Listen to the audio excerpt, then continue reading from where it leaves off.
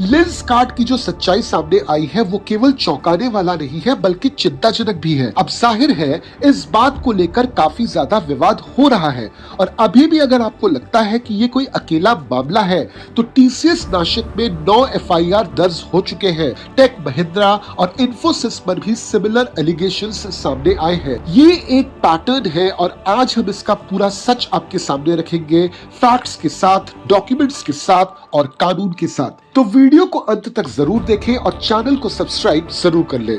पहले बात करते हैं कि लेंसकार्ट का जो डॉक्यूमेंट सामने आया है उसकी पूरी सच्चाई क्या है। लेंसकार्ट का ये डॉक्यूमेंट है style guide version 1.1 dated February 2, 2026। यानी कि ये कोई पुराना भूला हुआ डॉक्यूमेंट नहीं है, ये एक करंट डॉक्यूमेंट है, एक्टिव डॉक्यूमेंट है।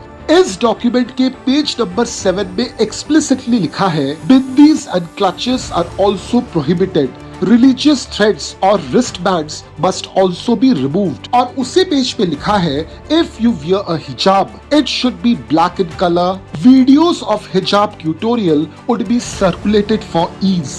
यानी एक तरफ हिंदू रिलीजियस सिंबल्स पर बैन और दूसरी तरफ एक दूसरे रिलीजियस प्रैक्टिस के लिए ट्यूटोरियल वीडियोस का इंतजाम। ये एसिमेट्री है, ये डबल स्टैंडर्ड है और यही है तकलीफ की असली जड़।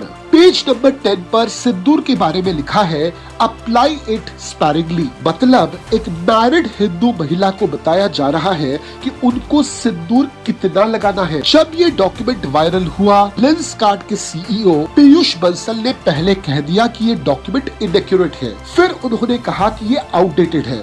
लेकिन जब डॉक्यूमेंट का डेट यानी कि February 2, 2026 सबके सामने आया, तब जाकर पीयूष बंसल ने माना कि हाँ ये डॉक्यूमेंट जेन्युइन है लेकिन इनकरेक्ट है। अब सबसे चौंकाने वाली बात, पुणे के एक फॉर्मर स्टोर मैनेजर हर्ष हाटेकर ने बताया उनके स्टोर को अक्टूबर 2024 में ऑडिट पॉइंट्स का नुकसान हुआ था क्योंकि स्टाफ ने कलावा पहना था। ये पॉलिसी सिर्फ लिखी नहीं गई थी, ये एनफोर्स भी हो रही थी। अब चलिए 1 मिनट रुकते हैं क्योंकि कुछ लोग कह सकते हैं कि बिंदी, तिलक, सिंदूर, कलावा ये तो सिर्फ एक्सेसरीज है। बिंदी माथे पर आज्ञा चक्र पर लगाई जाती है, ये एक शक्ति का प्रतीक है, एक सांस्कृतिक पहचान है। तिलक किसी देवता के प्रति समर्पण का चिन्ह है।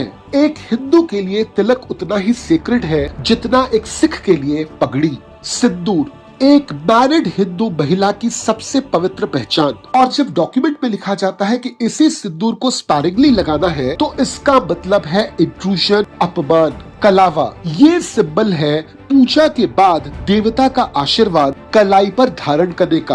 अब इन्हें ग्रूमिंग वायलेशन कहना ये सिर्फ एचआर एरर नहीं है, ये एक कोशिश है सनातन धर्म के लिविंग एक्सप्रेशंस को वर्क प्लेस से बाहर करने का। और जब वही कंपनी हिजाब के लिए ट्यूटोरियल सर्कुलेट करे तब ये प्रोफेशनलिज्म नहीं रहता, ये सिलेक्टिव सेकुलरिज्म बन जाता है। अब चलिए मान लेते हैं कि लेंसकार्ट का जो डॉक्यूमेंट है वो एचआर पॉलिसी की गलती थी, मगर टीसीएस नासिक यहाँ पर इसी तरह का डिस्क्रिमिनेशन एक क्रिमिनल मैटर बन चुका है। हिंदू डेटीज के बारे में derogatory remarks, inappropriate touching, stalking, harassment, religious sentiment hurt, इन सब मामलों में एफआईआर दर्ज है। नासिक के पुलिस कमिश्नर ने खुद कहा है अक्यूज्ड ने ऑफिस में ग्रुप बनाया और अपने अथॉरिटी का मिसयूज करके सनातन को टारगेट बनाया। ये कोई एचआर फेलियर नहीं है, ये एक ऑर्गेनाइज्ड क्रिमिनल कंडक्ट है। इसी दौरान मुंबई के टेक महिंद्रा के गोरेगांव ऑफिस से भी एलिगेशंस आए। एक एम्प्लॉय ने क्लेम किया कि एक प्रोसेस में 60% से ज्यादा एम्प्लॉइज एक स्पेसिफिक कम्युनिटी के थे। रमजान के महीने में पैंट्री को फुटवियर फ्री जोन बनाया गया और बाकी सबको इसी को फॉलो करने के लिए कहा गया यूनिटी के नाम पर। इसी तरह की कहानी सामने आई है इन्फोसिस से। अब कोई कह सकता है कि ये सभी इंडिविजुअल केसेस हैं, लेकिन जब लेंसकार्ट, टीसीएस, टेक महिंद्रा और इन्फोसिस सब एक ही महीने में न्यूज में हो तब ये कोइंसिडेंस नहीं है। ये एक पैटर्न है। अब सबसे जरूरी बात कि कानून क्या कहता है। आर्टिकल 25 ऑफ द कॉन्स्टिट्यूशन हर नागरिक को अपना रिलीजन फ्रीली प्रोफेस करने का राइट देता है। बिंदी लगाना, तिलक लगाना, कलावा पहनना, ये सब कुछ इस आर्टिकल के तहत फंडामेंटल राइट में आते हैं। आर्टिकल 15 रिलीजन के आधार पर डिस्क्रिमिनेशन को प्रोहिबिट करता है, लेकिन आर्टिकल 12 के तहत ये जितने भी राइट्स हैं, ये प्राइमरीली स्टेट के अगेंस्ट है। प्राइवेट कंपनीज में ये डायरेक्टली बाउंड नहीं होते। भारत में प्राइवेट सेक्टर के लिए कोई कम्प्रिहेंसिव एंटी डिस्क्रिमिनेशन लॉ है ही नहीं, और यही वो लीगल गैप है जिसका फायदा उठाया जा रहा है। लेकिन क्रिमिनल लॉ जरूर है। बीएनएस का section 299 deliberately religious sentiments hurt करने पर 3 साल तक का इम्प्रिजनमेंट दे सकता है। बीएनएस सेक्शन 302 रिलीजियस फीलिंग्स को आहत करने वाले को 1 साल तक का इम्प्रिजनमेंट दे सकता है, और साथ में ये एक नॉन बेलेबल ऑफेंस भी है। टीसीएस नासिक में बीएनएस सेक्शन 3 का क्लॉज नंबर 5 यानी कॉमन इंटेंशन इन्वोक की गई है। अगर आपको ऑडिट में पेनलाइज किया जा रहा है सिर्फ कलावा पहनने के लिए, तो लेबर कोर्ट में अनफेयर लेबर प्रैक्टिसेस में कंप्लेंट फाइल हो सकती है। अब बात करते हैं